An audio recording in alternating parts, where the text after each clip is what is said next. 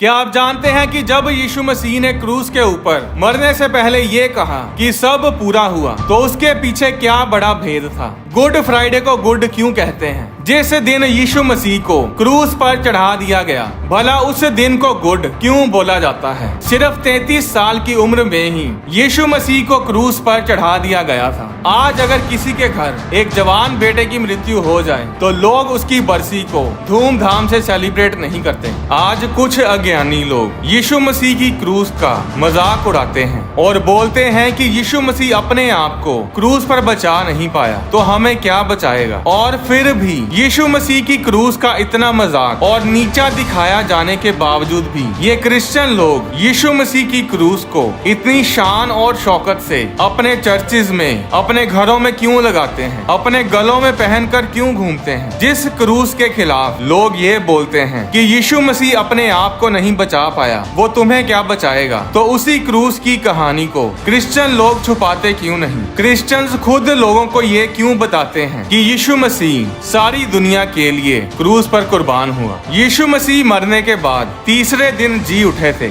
और फिर 40 दिन इस धरती पर रहने के बाद वे जिंदा स्वर्ग चले गए और वो स्वर्ग में सिंहासन पर विराजमान हैं। पर फिर भी ये क्रिश्चियन लोग परमेश्वर के सिंहासन को दिखाने की बजाय, परमेश्वर को जी उठा दिखाने की बजाय उस क्रूस के पीछे ही क्यों पड़े हुए हैं? उसी क्रूस से ही क्रिश्चियन लोग अपनी पहचान क्यों करवाते हैं? उस क्रूस के भेद को जानने के लिए हमें ये जानना होगा कि उस क्रूस का मतलब क्या था और यीशु मसीह का इस धरती पर जन्म ही क्यों हुआ। क्या आप जानते हैं कि यीशु मसीह ऐसे पहले नहीं थे जो क्रूस पर चढ़ा दिए गए थे। क्रूस की सजा उस समय की सबसे भयानक सजा थी जो रोमी सरकार के द्वारा खतरनाक से खतरनाक अपराधियों को दी जाती थी। यीशु मसीह से पहले भी बहुत से लोगों को क्रूस पर चढ़ाया गया था। लोग उस क्रूस को श्रापित मानते थे और कभी भी उस क्रूस को अपने घरों में सजा कर नहीं रखते थे। लोग फांसी के फंदे को अपने घरों में सजा कर नहीं रखते। तो फिर यीशु मसीह के क्रूस पर चढ़ाए जाने में ऐसी क्या खास बात थी कि लोग उस श्रापित क्रॉस को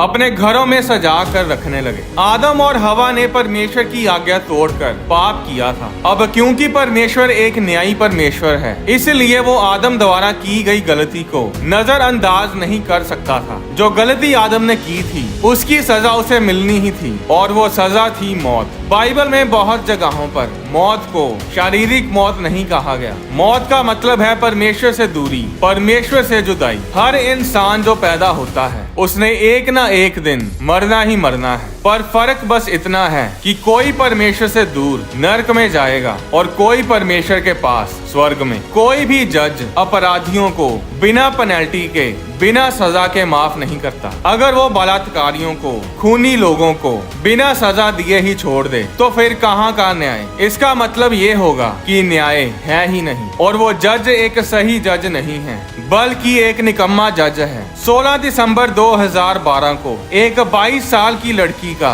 गैंग रेप कर दिया गया, जिसे लोग निर्भया रेप केस के नाम से भी जानते हैं। वो केस इतना भयानक था कि इस खबर को सुनकर सारा इंडिया बौखला गया था। लोग उस बेटी को इंसाफ दिलाने के लिए सड़कों पर उतर आए थे। हर किसी के मुंह पर एक ही बात थी कि दोषियों को मौत की सजा दी जाए, उन्हें फांसी की सजा दी जाए। और ऐसा हुआ भी। उसके दोषियों को फांसी की सजा सुनाई गई और इस तरह उस बेटी के खिलाफ किए गए अपराध का इंसाफ किया गया। और इसी तरह परमेश्वर का न्याय भी है। आदम ने पाप किया और उस पाप की सजा थी मौत, यानी परमेश्वर से हमेशा की जुदाई, यानी नरक की सजा। पर परमेश्वर ने हमसे इतना प्रेम किया कि परमेश्वर ने हमें उस सजा से बचाने के लिए एक सॉल्यूशन दिया और वो सॉल्यूशन था एक बेगुनाह जानवर की कुर्बानी। एक पापी इंसान के बदले एक बेगुनाह जानवर को कुर्बान किया जाता था और इस तरह पापी मनुष्य परमेश्वर के क्रोध से, उसके न्याय से बच जाता था। इब्रानियों अध्याय 9 की 22 आयत में लिखा, बिना लहू बहाए पापों की कोई क्षमा नहीं। जानवरों का लहू पाप क्षमा के लिए कोई पक्का इलाज नहीं था। उनकी कुर्बानियां सिर्फ थोड़े समय के लिए ही काम आती थी, क्योंकि लोगों का पापी स्वभाव होने की वजह से वे बार बार पाप करते थे। आदम और हवा के पाप के कारण लोग पाप के गुलाम हो चुके थे। लोगों के दिलों में हर ख्याल, हर काम पाप से भरा होता था। लोग पाप के कर्ज के नीचे दब चुके थे और हम सब परमेश्वर के कर्जदार हैं। यूहन्ना अध्याय 19 उसकी 30 आयत में जब यीशु मसीह क्रूस पर थे तो उन्होंने कहा कि सब पूरा हुआ। यूनानी भाषा में जिसमें ओरिजिनल बाइबल लिखी गई थी, उसमें पूरा हुआ शब्द की जगह पर टेटलेस्टाई शब्द का इस्तेमाल किया गया है, जिसका मतलब है पूरा भुगतान कर दिया गया है, यानी कि पेड इन फुल। परमेश्वर जानता था कि मनुष्य कभी भी पाप के कर्ज को उतार नहीं पाएगा, इसलिए उसने अपने बेटे यीशु मसीह को इस धरती पर भेजा और यीशु मसीह ने इंसान बनकर क्रूस पर अपनी कुर्बानी देकर हमारे पाप के कर्ज को चुकाया और हमें पाप से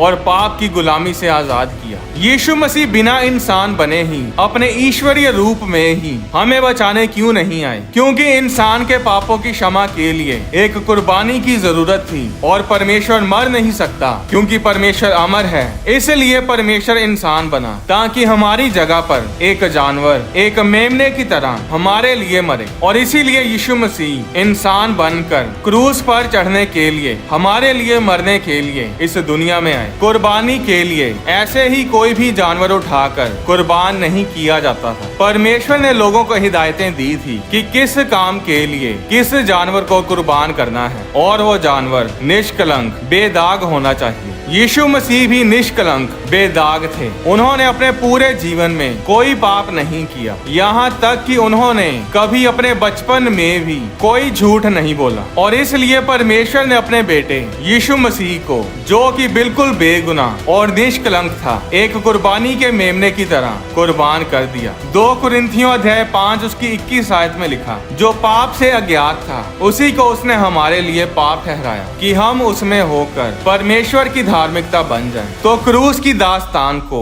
आप थोड़े शब्दों में इस तरह समझ सकते हैं कि परमेश्वर का कानून, उसका न्याय ये कहता है कि तुमने एक पवित्र परमेश्वर के खिलाफ पाप किया है और इसकी सजा मौत है। पर यीशु मसीह ने कहा कि पिता इन्हें छोड़ दे और इनके बदले मेरी जान ले ले। अब क्योंकि यीशु मसीह मर नहीं सकते थे, इसलिए वे इंसान बने और हमारी जगह पर मरे। वो काम जो कोई भी इंसान नहीं कर सकता था, क्योंकि सब लोग पापी ही पैदा होते थे, वो काम यीशु मसीह ने क्रूस के ऊपर पूरा किया। यूहन्ना अध्याय 10 उसकी 18 आयत में यीशु मसीह ने कहा, कोई मेरे प्राण को मुझसे छीनता नहीं, वरन मैं उसे आप ही देता हूँ। मुझे उसे देने का अधिकार है और उसे फिर लेने का भी अधिकार है। और यीशु मसीह ने मुर्दों में से जी उठने के बाद इस बात को साबित भी किया। जब यीशु मसीह लोगों के बीच प्रचार करते थे तो बहुत बार लोगों ने उन्हें पकड़ने की कोशिश की, पर वे कभी भी यीशु मसीह को पकड़ नहीं पाए। यीशु मसीह उनके देखते देखते ही उनके सामने से गायब हो जाते थे। बाइबल बताती है कि हर चीज का एक समय है, ना ही समय से पहले कुछ होता है और ना ही बाद में। यीशु मसीह का इस धरती पर जन्म लेना परमेश्वर के ठहराए हुए समय के अनुसार ही हुआ था। गलातियों अध्याय 4 उसकी 4 आयत में लिखा, परंतु जब समय पूरा हुआ तो परमेश्वर ने अपने पुत्र को भेजा,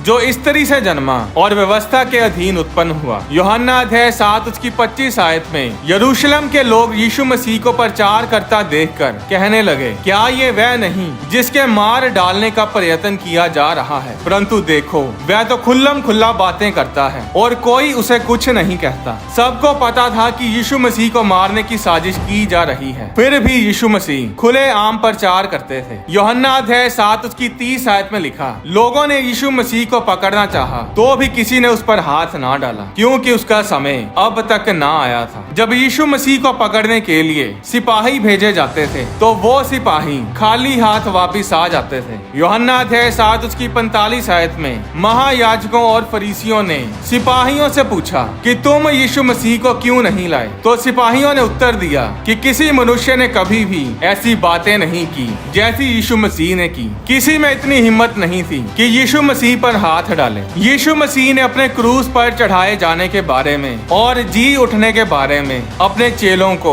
पहले से ही बहुत बार बताया हुआ था। लूका अध्याय 18 उसकी 31 आयत में यीशु ने अपने 12 चेलों को साथ लेकर कहा, देखो हम यरूशलेम को जाते हैं और जितनी बातें मनुष्य के पुत्र यानी यीशु मसीह के लिए भविष्यद्वक्ताओं के द्वारा लिखी गई हैं, वे सब पूरी होंगी। ये उस समय की बात है जब यीशु मसीह ने गधी के ऊपर सवार होकर यरूशलेम में प्रवेश किया था, जिसे हम पाम संडे बोलते हैं। फिर 32 आयत में यीशु मसीह अपने चेलों को बताते हैं कि वह अन्य जातियों के हाथ में सौंपा जाएगा और वे उसे ठट्ठों में उड़ाएंगे और उसका अपमान करेंगे और उस पर थूकेंगे और उसे कोड़े मारेंगे और घात करेंगे और वह तीसरे दिन जी उठेगा। ये सब बातें यीशु मसीह ने अपने चेलों को यरूशलेम जाते समय रास्ते में बताई थी, ये जानते हुए भी कि यरूशलेम में उनके साथ क्या होने वाला है। यीशु मसीह अपनी मर्जी से यरूशलेम में आए और फिर वो घड़ी वो समय आ ही गया जब यीशु मसीह को पकड़ा जाना था और इसके बारे में भी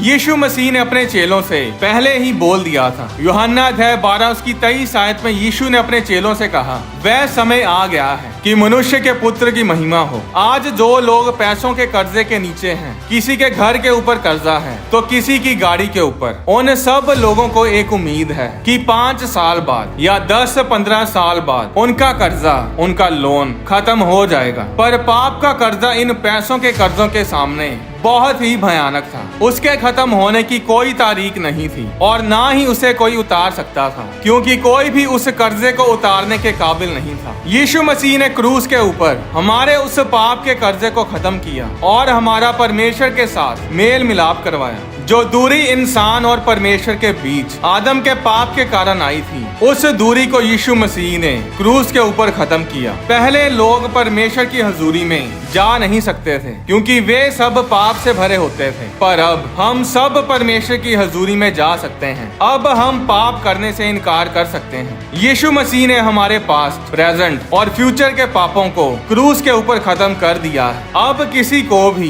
किसी जानवर की कुर्बानी देने की जरूरत नहीं। जरूरत है तो सिर्फ यीशु मसीह की कुर्बानी पर विश्वास करने की। और यही कारण है कि क्रिश्चियंस इतनी शानो शौकत से उस क्रूस को दिखाते हैं, उस क्रॉस की जगह जगह पर खुद गवाही देते हैं और लोगों को बताते हैं कि अपने पापों से तौबा करो और परमेश्वर के पास आओ। यीशु मसीह ने सारी दुनिया के लिए क्रूस पर कुर्बानी दे दी है। अब हमारा कर्जा उतर चुका है, पर वो कुर्बानी परमेश्वर ने लोगों के ऊपर जबरदस्ती नहीं थोपी। बाइबल में लिखा है कि जो कोई उस कुर्बानी पर विश्वास करेगा वही बचाया जाएगा, वही उस श्राप से आजाद होगा। एक और ध्यान देने की बात यह है कि यीशु मसीह क्रूस पर मरे, इसके बारे में खिलाफत करने वाले लोगों को किसने बताया? क्या इसके बारे में उन्होंने बाइबल से या मसीही लोगों से नहीं सुना? अगर वो बाइबल में लिखी इस बात पर विश्वास करते हैं कि यीशु मसीह क्रूस पर मरे, तो फिर उसी बाइबल में ये भी तो लिखा है कि वो मरने के बाद तीसरे दिन जी भी उठे। फिर उसी बाइबल में ये भी लिखा है कि यीशु मसीह ही मार्ग, सत्य और जीवन है। बिना यीशु मसीह के कोई स्वर्ग नहीं जा सकता। स्वर्ग जाने का एक ही रास्ता है और वो है यीशु मसीह। परमेश्वर ने ये कभी नहीं कहा कि लोगों को जबरदस्ती मेरे पास लेकर आओ या उन्हें जबरदस्ती बपतिस्मा दो। परमेश्वर को हमारी जरूरत नहीं, बल्कि हमें परमेश्वर की जरूरत है। मत्ती अध्याय 10 उसकी 14 आयत में यीशु मसीह ने कहा, जो कोई तुम्हें ग्रहण ना करे और तुम्हारी बातें ना सुने, उस घर या उस नगर से निकलते हुए अपने पाँव की धूल झाड़ लो। यानी कि अगर कोई तुम्हारे दिए गए सुसमाचार को ग्रहण ना करे तो वहाँ से चल पड़ो। तुम्हारा काम था उन्हें सुसमाचार, खुशखबरी के बारे में बताना। उसे ग्रहण करना है या नहीं, ये लोगों के अपने हाथ में है। अगर आप यीशु मसीह को अपना उद्धारकर्ता ग्रहण करना चाहते हैं तो आपको कोई रीति रिवाज करने की जरूरत नहीं। आप अभी इसी समय यीशु मसीह को अपना उद्धारकर्ता ग्रहण कर सकते हैं और परमेश्वर के साथ मेल मिलाप कर सकते हैं। आपको सिर्फ ये छोटी सी प्रार्थना मेरे साथ करनी है। इस प्रार्थना को मेरे साथ बोलें। कहें, प्रभु यीशु मसीह, मैं मानता हूँ कि मैंने पाप किए हैं और मैं अपने पापों से